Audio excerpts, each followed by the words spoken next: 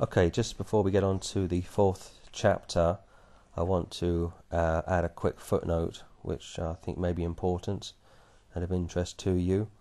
In Genesis 2:17, the scripture says, "For in the day that thou eatest thereof, thou shalt surely die."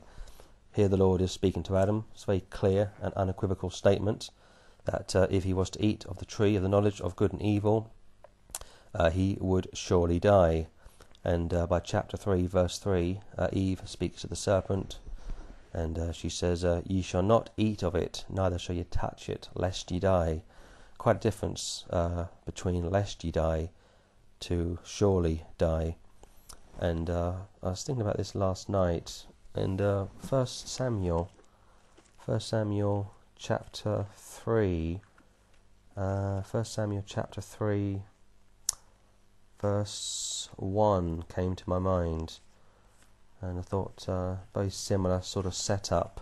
"And the child Samuel ministered unto the Lord before Eli, and the word of the Lord was precious in those days. There was no open vision.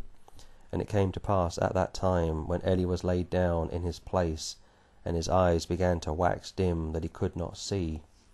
And ere the lamp of God went out in the temple of the Lord, where the ark of God was, and Samuel was laid down to sleep, that the Lord called Samuel, and he answered, Here am I. And he ran unto Eli, and said, Here am I, for thou callest me. And he said, I called not. Lie down again. And he went and lay down. And the Lord called yet again, Samuel. And Samuel arose and went to Eli, and said, Here am I, for thou didst call me. And he answered, I called not, my son. Lie down again. Now Samuel did not yet know the Lord, neither was the word of the Lord yet revealed unto him. And the Lord called Samuel again the third time, and he arose and went to Eli, and said, Here am I, for thou didst call me. And Eli perceived that the Lord had called the child. Look at verse 9. Therefore Eli said unto Samuel, Go, lie down, and it shall be, if he call thee, that thou shalt say, Speak, Lord, for thy servant heareth. So Samuel went and lay down in his place. 10. And the Lord came and stood, and called as at other times, Samuel, Samuel. Then Samuel answered, Speak, for thy servant heareth.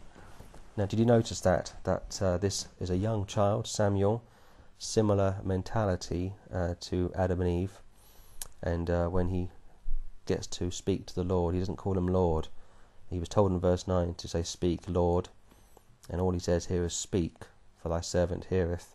It's a small omittance, but it's an important omittance, and the reason I've shown you this bit of scripture is because I think that Adam and Eve, although they had dominion, although they were able to name the animals, talk to the animals, especially Adam, I still retain the position that Eve especially was quite childlike, and that of course is innocency. It's great that children are innocent from all of the fallen and sinful and cynics and this wicked, depraved society which is all around us.